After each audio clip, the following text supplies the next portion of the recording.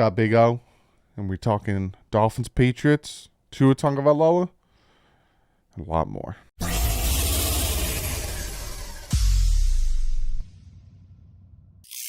What is up, Finn fans? Me and Big O sit down, have a very good conversation.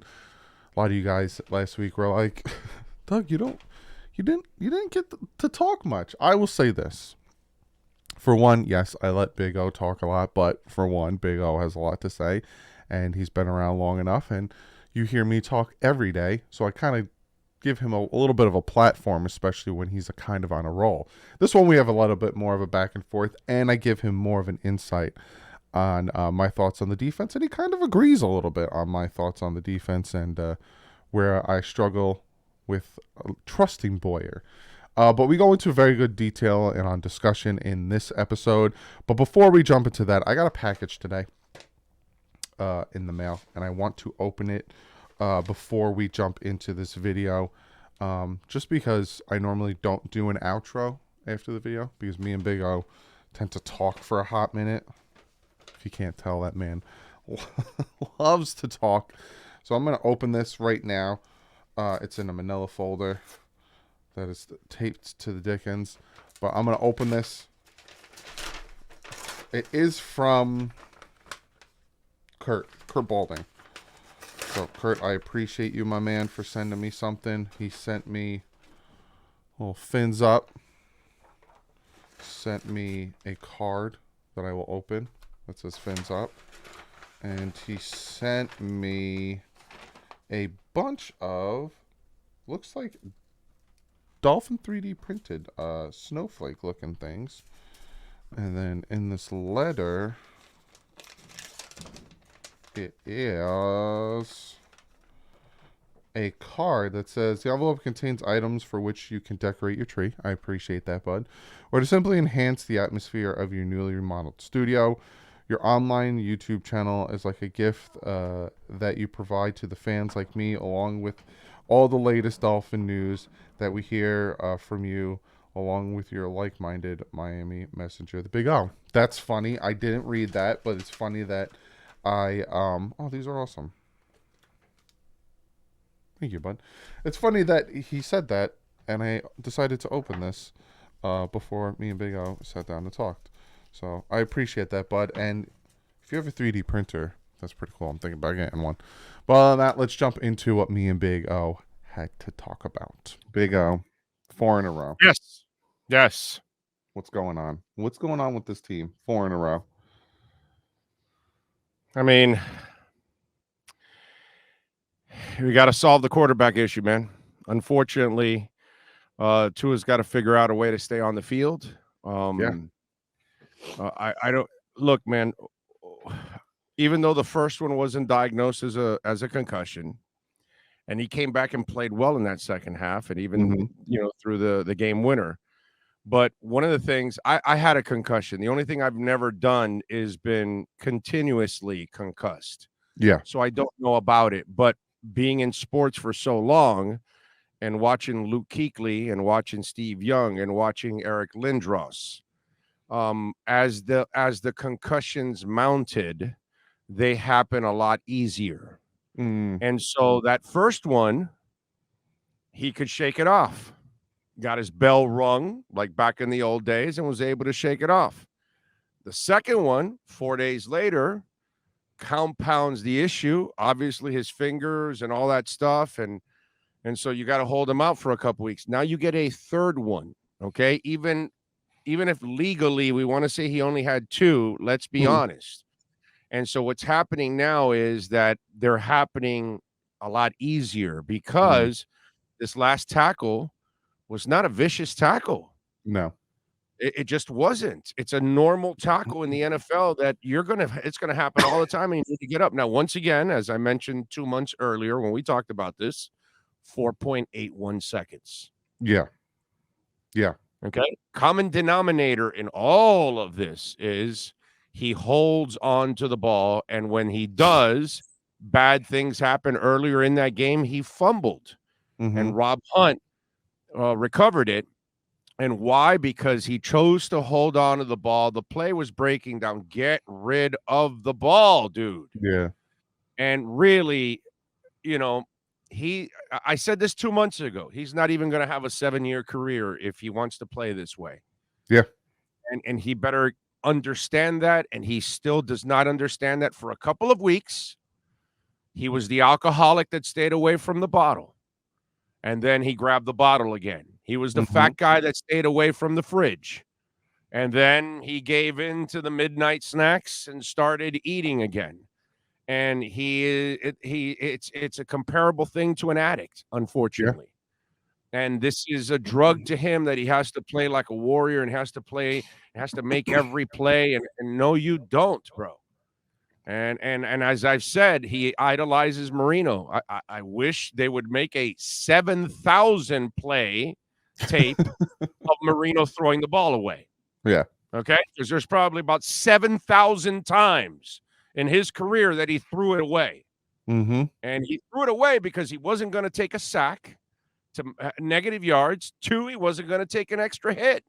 Yeah. You take enough when you have to wait for something to get rid of it and take the hit. That's normal quarterback play. Now you're going to start scrambling around and let guys actually unload on you, and so really where we're at right now, you found your quarterback. The kid can play. Yeah. And let's not make it 4 in a row. Stop saying that. He played lights out in Buffalo. Yeah. He won 100%. That game. Yeah. Okay. Sherfield and Hill dropped touchdowns. Braylon Sanders chose not to run for a touchdown.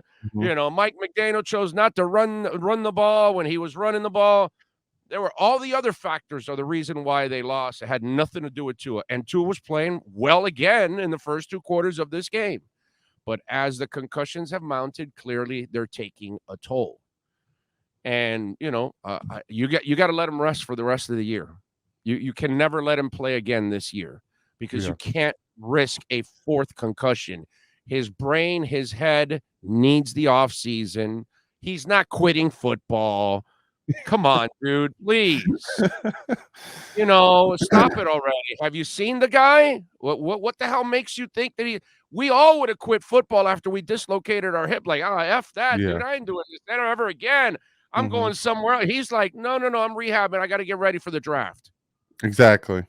Come on. Stop with the stupidity already. He's not quitting, but you got to protect him from him because he doesn't know how to protect himself. Yeah. And so, unfortunately, now we're at a crossroads now. He either decides to play the right way or his career is over.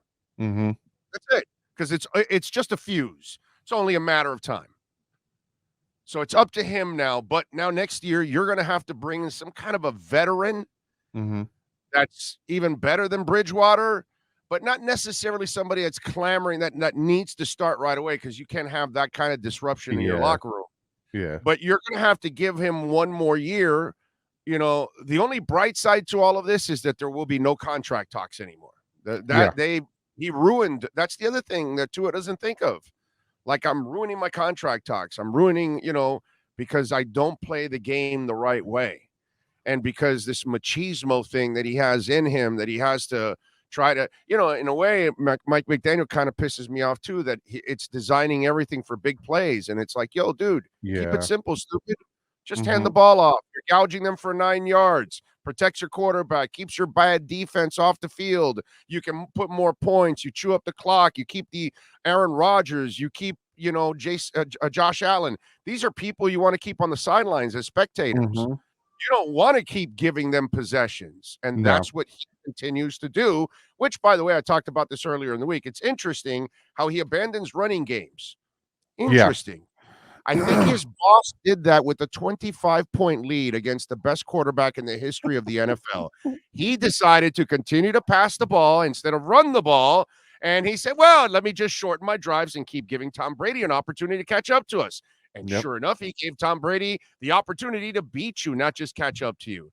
So it's interesting how he has learned from his mentor. They come from run-oriented offenses, but they're dying to unload the run and just keep going with pass happy. And I just, that's a little knock on Mike McDaniel that I talked about it this week. He needs to show me something this week. He has to win a game without Tua. Yeah. He has to win a game without Tua. Show me. Look, dude, I'm not asking you to be Shula. Yeah, no, Okay. I'm no. not asking you. Okay, bro. I'm not asking you. I'm not asking Tua to be Marino either. Okay. I know what Marino is, and I know what Tua is. I know what Shula is, and I know what Mike McDaniel is. So I don't expect you to be as good to get Woodstruck and go all the way to the Super Bowl. I don't expect you to do that. But Doug Peterson has to play because Marino's out, and you win your 325th game. You know, Shula would do stuff every once in a while like that. Riley would do that here. They made a big trade and they've Mhm, got 8 guys. Alonzo Mourning won't arrive till tomorrow. Oh crap! Here comes the Bulls tonight. Rex mhm. Chapman scores 39. They beat the Bulls. Michael and Scotty and all those guys, and it's just we need to see that from Mike McDaniel now. He failed in the 3 games without Tua, right? You're not facing great offense. If you're facing the Chiefs and the Bills, Yeah, yeah. okay, dude, just try to be competitive you can, Mhm. that'll be my top shelf. But you must win one of two now. Show me coaching stuff. Show me, in Maverick and in Top Gun. Come on, Mav, show me some of that pilot S, right? You Mhm, remember that? Well, hey, mhm. come on, Mac. Show me some of that coaching S. And that's what I need to see from him. So that's where we stand now. What is Tua going to do about how he plays the game? And 2 now, over the next 2 weeks, I need to see Mike McDaniel out coach somebody and win a game because by the way, Salah, LeFleur, and Shanahan, he's over against his coworkers. Yep. Okay? All right? So, you know, they got the best of their genius. So, Mhm. that some stuff is going on. Mike needs to, and I'm not saying to give up on Mike. I like Mike a Yeah, lot, no. but show me something, a little extra, because if you don't show me something in the next 2 weeks, I kind of put your ass on the hot seat next year as a coach because you've done too many things already this year that I kind of question. You're gouging this team, the Packers, by 9 yards a carry. You're at 3rd and 3, and you didn't learn a damn thing, dude. You passed Mhm. again and you failed. Luckily, in the second half, on the 4th and 1, intelligence finally set in. And, let's run the ball on 4th and 1. But when you abandon the run and then you think you could just go back to it anytime, and like, who the hell do you think you are? The '96 Cowboys or something? Who do you think you are? The no-name defense that had a historic line? Who do you think you are? So when Seriously. Stella has her groove, don't disturb Stella. She's got her groove. Keep it going, dude. Keep it going. And he killed that momentum with the running game, which protects his quarterback, Mhm. extends drive, possibly puts on more points. I mean, keeps your bad defense off the field. How many more positives do you want? That's where we stand, my brother. Yeah, and with Mike McDaniel too, you started 8-3. So like it's now at the point where you gotta win. You gotta win. If you win Sunday at 1 o'clock, then we sit back and we watch Seattle versus the Jets. And if Seattle beats the Jets, we're clinched, we're good. We Right. worry about the off season. But if they don't make the playoffs, Oh, no, it's a it disaster. yeah, you got to start Disaster. looking at like, is this season a complete failure? And I get It, people no, will no, say, no, no, well, no. Let me tell you something. mm, Record-wise, it's already a failure.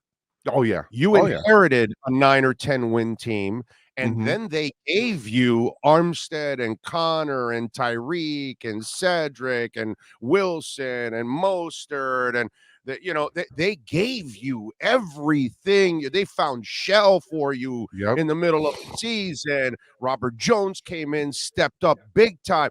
You got everything you needed. We had a buffoon that couldn't run an offense. Offense, but you yep, can't win.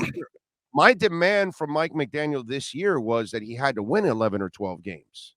He no, he's had to not. be 1 or 2 Yeah, games better than what he inherited because he inherited a 9 or 10 win team. So that's already a failure as it is. He hmm gets a break that he might be able to get in with lesser wins this year, hmm but That's whatever. But right now, as a totality of wins, it's already a failure this year by Mike McDaniel. Now, Already. do you think that the injuries also can Yes. maybe Yeah. give him a little bit of a leeway when it comes to On that win defense. record? Only on defense, not on Mhm. offense. Oh yeah, no, they weren't injured on, but The some of the injuries games have were nothing to lost do on with you defense. abandoning the running game. The Yeah. injuries have nothing with you dialing up only long plays and you're not taking anything underneath. Mm-hmm. You know what I mean? The injuries have nothing to do with you pulling Braylon Sanders in a position that he was not ready for. Yeah, that's The true. injuries have nothing to do with the fact that you refuse to use Mike Gesicki because what, you're not crafty enough to figure out a way to play him? Mm-hmm. Because you have this thing like, oh, well, if he can't block, he can't play for me. Yet all over the league for many decades, we've had tight ends that could never block and Mm-hmm. play. You think Keith Jackson was blocking for Don Shula? Hell, he wouldn't even practice for Don Shula. Mm-hmm. See, that's the difference, man. There has to be perspective here in all of this. You know, sometimes this attitude about, oh, he can't block. I don't give a crap, dude. Mm-hmm. You're smart, right? We'll figure out a way. He made a play for you in this game, right? Because that's all he does. He Yeah. makes plays. He's a playmaker. He's a big ass athletic target for your quarterback. How are you not using him, Mike McDaniel? So injuries are only an excuse for my defense, Yeah. not my offense, not my special teams either. Okay? So the defense for me, as I've said all year, and I know you and I disagree on this, they're getting a pass. Once again this week, they did enough for you to win. Yes. Once 100%. again. Last week, 100%. they even got you a late turnover, and you Mm-hmm. did nothing with it. When you got to 3rd and 1, what did you decide to do? Pass the ball. Mm-hmm. And you turned it over. So McDaniel gets 0 breaks because what he's in charge of, he has not maximized. It's funny because it reminds me a lot of the people that didn't understand what was going on with Flo behind the scenes. And I would come on with you and I would say, well, bro, he's a disaster behind the scenes. They're going to fire him, Yeah. and all that. And they were in love with the 6-game winning streak on the back end. And they don't really pay attention to everything that happened in the first half, that's the reason why Mm-hmm. you're not in the playoffs, because of all the decisions that you've made throughout the year. And I think a little bit of that with McDaniel's going on, where some of you are too busy looking at the shiny objects that Tyreek and Waddle have, almost 3,000 yards receiving and all that stuff.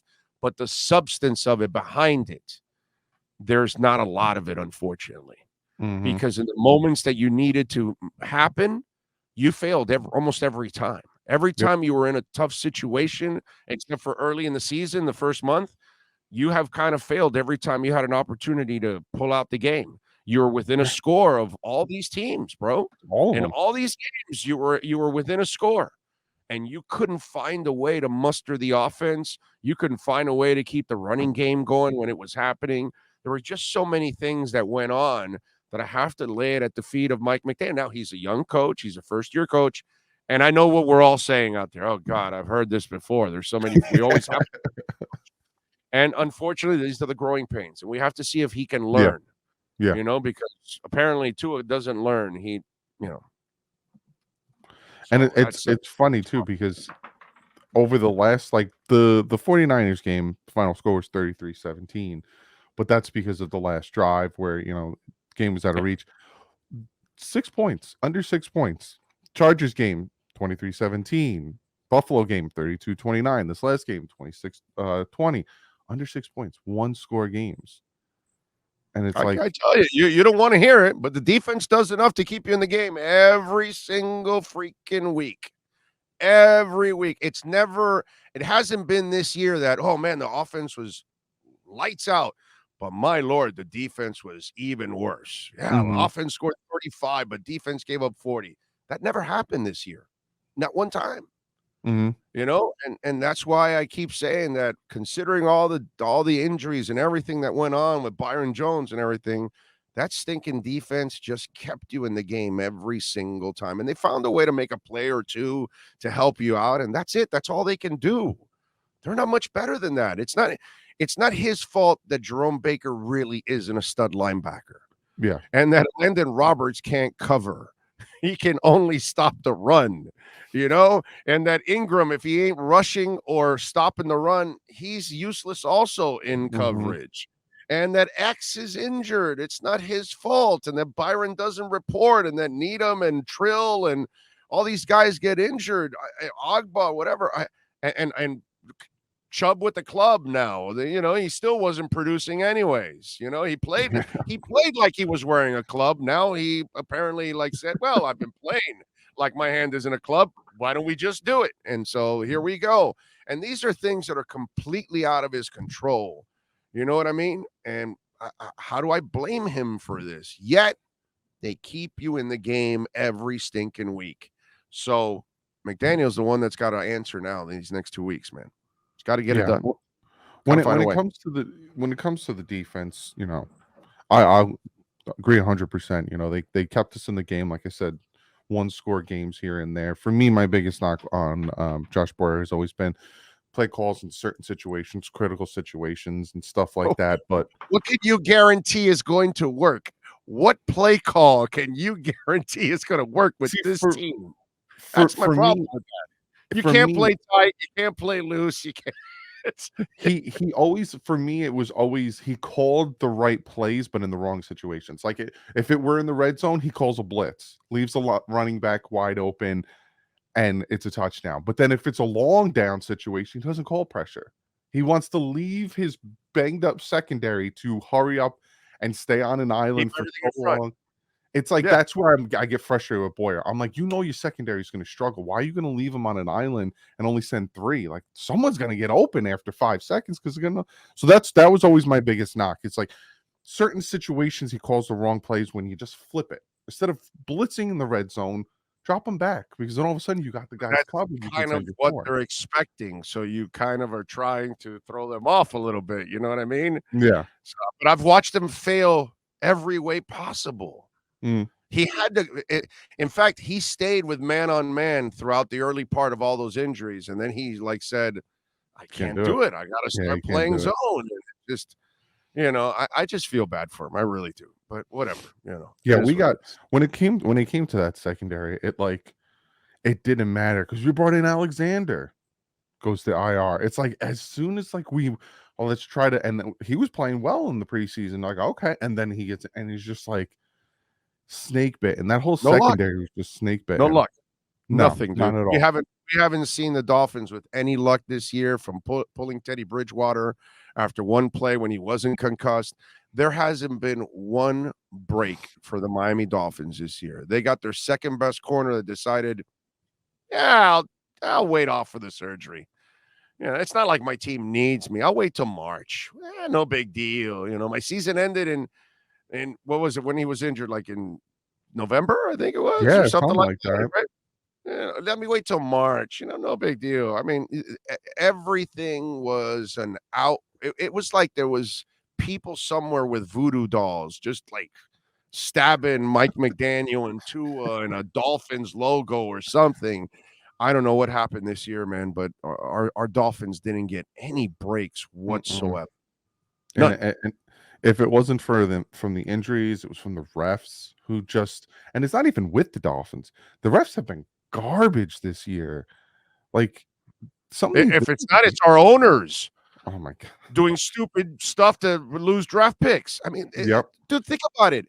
All over the place. It was just bad luck everywhere, dude. I don't know what happened, man. I don't know what people did to have that bad karma in that building, but it's the weirdest thing, dude.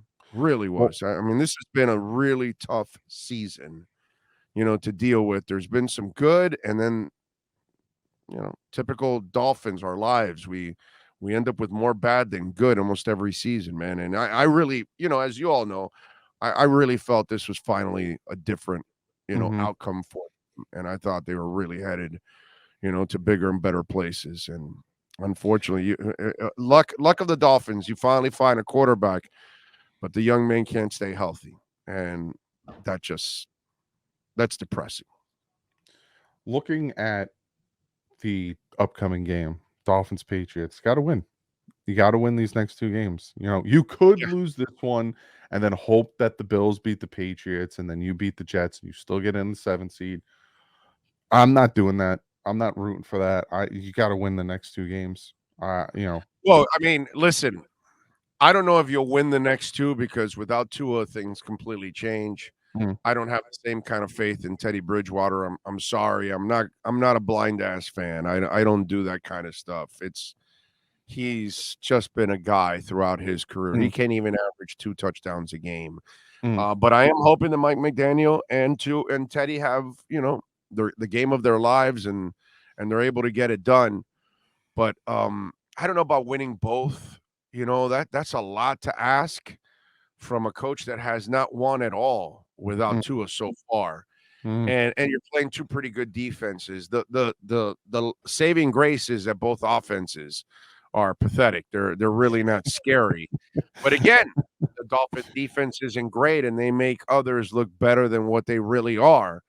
But I still think what they'll do is they'll keep you in the game. The question Yeah. will be, will Teddy and company be able to do enough? I need at least one of the two. I'm not going to demand both only Mm, because you don't have Tua. If you mm-hmm. have Tua, you should have won all 3 games, by the way. You should win the Yeah. Green Bay Packers game and these 2 games is what should be happening. But man, it's depressing, dude. That's all I can tell you. It's as depressing as it gets because we've been waiting for a quarterback, and unfortunately, this young man is definitely the guy. But if physically you can't hold up, that's going to be a major problem. Seriously. Well, let's hope we can pull this off.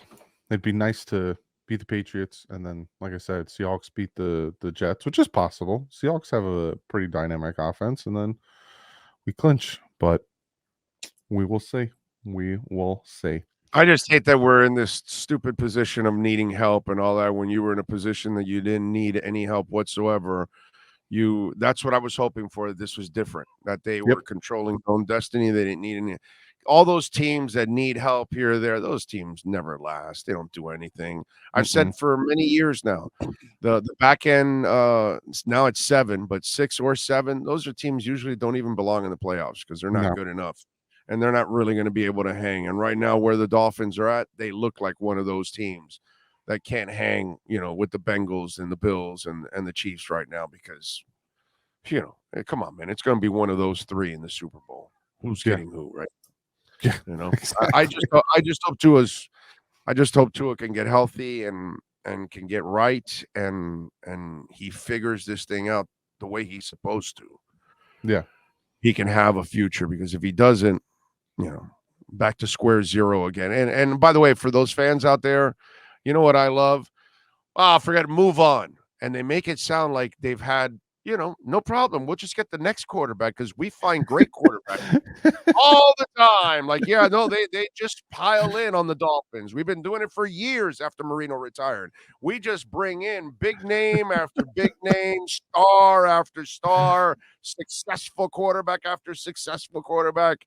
My Lord, if you're a Dolphins fan, wake the hell up. Let's hope that this young man can figure things out because I don't know when we're going to get a quarterback. Yeah. It's just a crapshoot, man. We just don't know when you're going to find one. Yeah. It's tough, man. Seriously. When we Tough. have choices, we make the wrong ones, and it's like, but we'll see. Big O, what do you got going on over there on your channel? Well, we're grinding every day, 10 a.m. on YouTube. Thursdays we do 3 to 6 p.m. because we're at a casino on Thursdays. But you can catch the Big O Radio Show. Don't leave radio out on YouTube. Please subscribe. Help us get to 20 grand. We're at 17 now, so let's make that push to 20. We need that Doug push from all you all out there. And by the way, if you can't catch the show live on YouTube, it's podcasted every day on most platforms. Big O Radio Show and all kinds of Dolphins insiders with us every single week. And we have our own pre and post game show, and we'll be getting it going at 11 a.m. on Sunday, no matter what. All right, bud. Hopefully, we get this victory and continue this success that we started a month ago. Would be nice. Would be nice. All right, baby. Appreciate you, man. I'll see you next Hang week. in there, Fins family.